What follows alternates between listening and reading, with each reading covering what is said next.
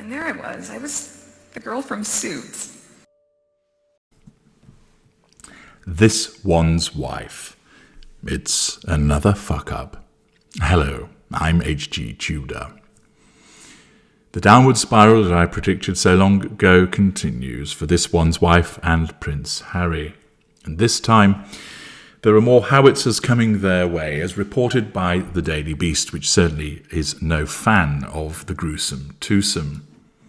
Here we have the report stating former friends of Prince Harry who played polo with him in their younger years have told the Daily Beast that they have been left in appalled hysterics by the new trailer for his and This One's Wife's tacky new Netflix show about polo. Now, there would have been a time that Harry would never have contemplated doing anything like this. It was unnecessary. He wouldn't have been driving for the level of publicity in this manner, but of course we all know that as a consequence of her narcissism, This One's Wife needs to have these things highlighted. That she dragged Harry towards Netflix by explaining we can make a shit can load of money as a consequence of talking about our lives in the royal family. Look, they're offering us $100 million. That is fantastic. And this is just going to be the beginning, my fantapubed little poodle.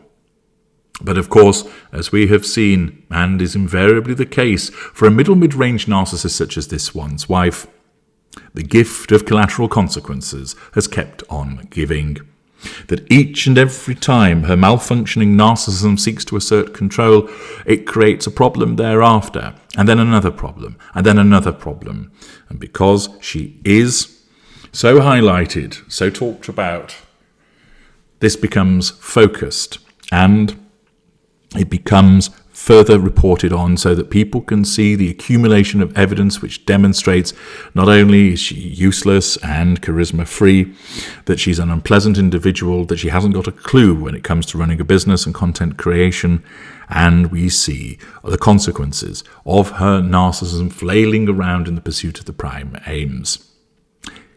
Here, she believed, because of the delusion of her narcissism, that the world would love her, that she would be seen as the brave escapee who managed to get away from the clutches of the awful Nazi-like colonial empire that is the royal family, that she took her brave prince with him and escaped across the sea. Thus they became financially independent and lived happily ever after, except they haven't. And they haven't as a consequence of their own behaviours, not a campaign against them, not an innate dislike of them, but simply the consequence of the fact that the way that they behave has turned so many people against them. It has resulted in Harry undertaking actions such as this polo show, which has demonstrated his lack of judgment, and now further criticism has come their way. One Hollywood executive has cautioned the couple are running out of last chances to prove they can make compelling TV. I would suggest that door closed a long time ago. To prove they can make compelling TV that is not about themselves, and speculated their futures may lie in social media influencing. Ooh, what a burn. A prince and his handler. A multi-million-pound wedding, the world at their feet, the opportunity to do good, to live a life of privilege, of fame, of popularity, and instead, as a consequence of the misfiring narcissism of his wife, the prince has fallen from grace, and it has been suggested that he and his handler, their future is social media influencing. Here is the woman who ran a blog, and she's going to go back to that. The trailer for Polo dropped this week and has either been ignored or ridiculed in global media, a clear sign that Harry and This One's Wife's once bright star appears to be fading.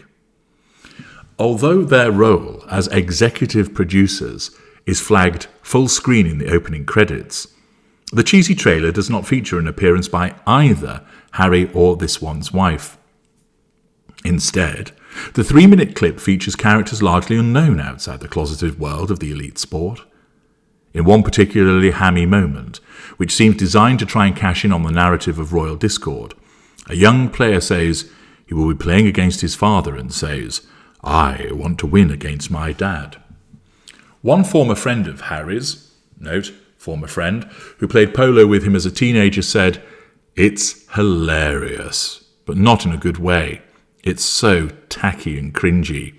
It is literally all the worst things about polo. I watched it in appalled hysterics." Another former friend said, "The irony is that polo is actually a surprisingly inclusive sport these days. You do see plenty of rich kids, but there are also plenty of kids from far less rarefied backgrounds who just happen to be fantastic riders who are sponsored by the teams.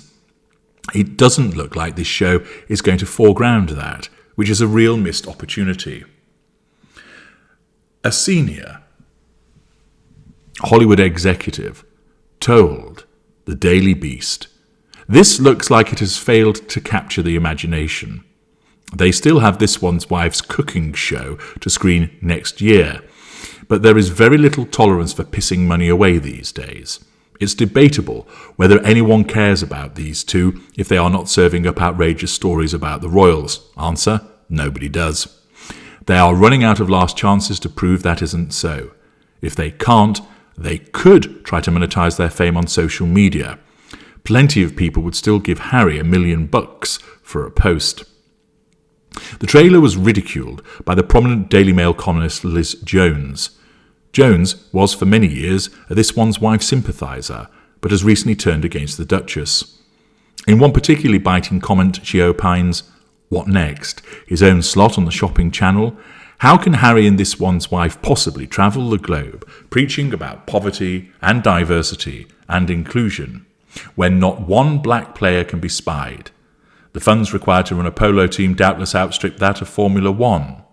How can they lecture us about global warming when one player admits he flies to Argentina twice a week?" Of course, it is the case that the hypocrisy of the gruesome twosome is writ large once again, but we've become well accustomed to that, and as you know, it is driven by Harry's sense of entitlement because of the upbringing that he has, and his general lack of awareness because he's a dimwit, and for This One's Wife, her hypocrisy is part of her narcissism. Because she compartmentalizes, she can do one thing at 9 a.m, do something completely opposite at 9:15 a.m, and not see that there's a problem because the narcissism blinds her to her actions. Here, the trailer has dropped, and it has been ridiculed. No praise, no lauding of its content, but instead former friends pointing and laughing. Each time these two do something, they are met with ridicule. And yet, they will not learn from this. They will not learn from this because of the narcissism of This One's Wife, which continues to propel her to believe that people truly do love her, when in actual fact, those that do support her become smaller by number each day. I'm H.G. Tudor. Thank you for listening.